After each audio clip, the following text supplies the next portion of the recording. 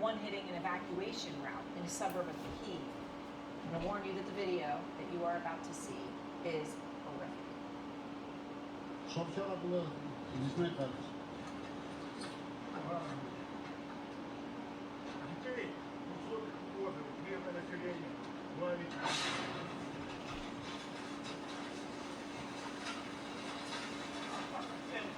Shit! Shit! Shit! Shit!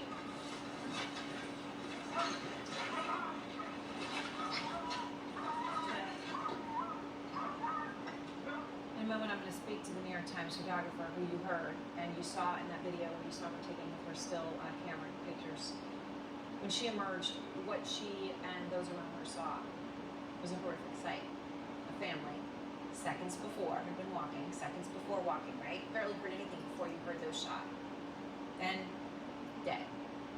The photographer saw bodies, a mother and her 2 children lying on the street, all 3 of them killed. A small blue backpack still strapped to the small body of one of those children. The man helping them escape was also killed. This is the reality of what is happening in town after town across eastern Ukraine. This is the video of a small village to the east of Kyiv. The man who filmed the attack in his church can be heard saying, "They've attacked our church." Guys, don't go in there. Expletive, that's it. They've gone and hit our church.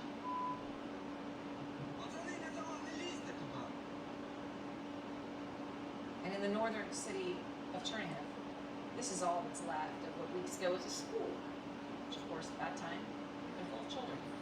Artwork still lining the halls that are now covered in debris.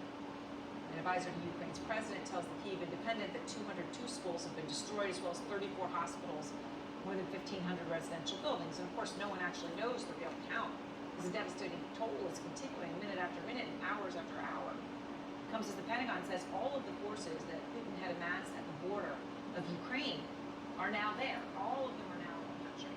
And the Ukrainians are continuing to fight despite being outnumbered. And here you can see what appear to be hundreds of Ukrainians facing off with Russian troops. At one point, the sound of what appears to be gunshots can be heard. Many of these people, as you can see, civilians still unafraid, standing up for their country. In another village to the east, side of Ukraine, video of Ukrainian police taking out Russian tanks. Because of the stiff resistance, the Pentagon says they believe Putin is now trying to recruit seasoned fighters from Syria. Okay, we're going to have more on that. We're live tonight across Ukraine. I want to begin, though, with Matthew Chance in the capital of Kyiv. And Matthew, what is the latest on the ground where you are tonight? Where, of course, Zelensky actually went to his office, right, and put that statement out from the office, not from the bunker, to Putin directly. Yes, it did, and it just shows you how defiant the Ukrainian president continues to be in the face of this ongoing Russian pressure, and that pressure has been ratcheted up a great deal with more military maneuvers, military advances rather on the part of the Russians around the Ukrainian capital. But you know that's not leading to him backing down. Look, I mean, there's been some hopeful, I suppose, signs as well within the past hour or so, with the Russians saying that they're going to announce a ceasefire at 10 o'clock in the morning local time in a number of cities, including Kiev, but also the second biggest city, Kharkiv, Sumy, Mariupol, all of these places where there has been fierce fighting over the past couple of days. And not just fierce fighting between the armies, but fierce attacks on the residential and the civilian areas as well. I went to an area earlier on today to the south of the Ukrainian capital, which has also suffered a heavy toll as a result of attacks on its residential quarters. Take a look.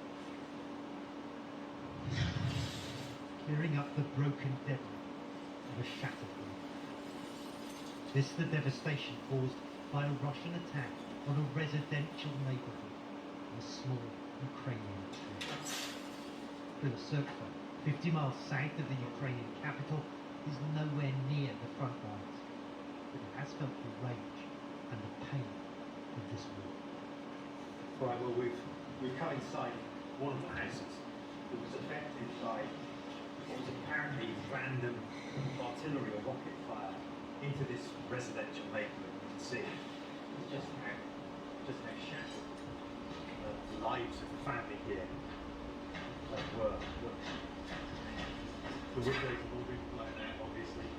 All their belongings are been left behind as they've sort of gone into hiding. There's a picture up there of what it seems to be some of the people who lived in Europe. So there's a family with some children. Apparently, they've survived this, which is good. But of course, when you look at the situation and the way that Russians have been shelling residential areas across the country, so many people haven't survived. This is interesting. Come have a look. It's the children's bedroom. You can see over here. Look at the bunk beds. There's the roof that's fallen down onto the top of them when that shell hit. And of course, in the panic and in the evacuation, the kids have left all their toys up here. You know, and it just shows you that no matter where you are in this country, with Russia attacking towns and cities across it, lives are being shattered. Svetoslav is a close friend of the family who were nearly killed in their beds. Godfather to the 3 children who escaped with their lives. Now he has one request, he tells me, for the United States. Please close the skies over Ukraine, he begs. If we can just contact NATO and ask them this, everything will be fine. Otherwise, he warns, Putin will cross Ukraine and threaten the whole of Europe. In a bunker under the town, it's terrified children are singing Ukraine's national anthem. It keeps them calm. As Russia invades, a whole generation of Ukrainians is being united by this war, together as they shelter from the horrors above. Well, Erin, it's also been confirmed tonight that the Ukrainian and the Russian foreign ministers will meet face to face in the Turkish city of Antalya, which is interesting and hopeful because it's the highest level meeting there has been between these two sides since the war began. Of course, all hold on. Thank you very much, Matthew Chance. Out front now, New York Times photojournalist Lindsay Addario. She took that photo that I showed you a moment ago. Warn everybody as we talk about it that it is graphic and incredibly hard to look at. 4 civilians, a mother, 2 children, and a family friend killed as they tried to evacuate from Irpin in Ukraine. It's a suburb of Kyiv. There's been heavy shelling for days. So there they are on the road trying to flee to safely, and they're killed. Ukrainian officials say more than 2,000 civilians were evacuated from Irpin today. These people walked through the rubble to try to get to we hope will be a safer location. Obviously, it is still far from safety, even when you are able to come out of that broken bridge area.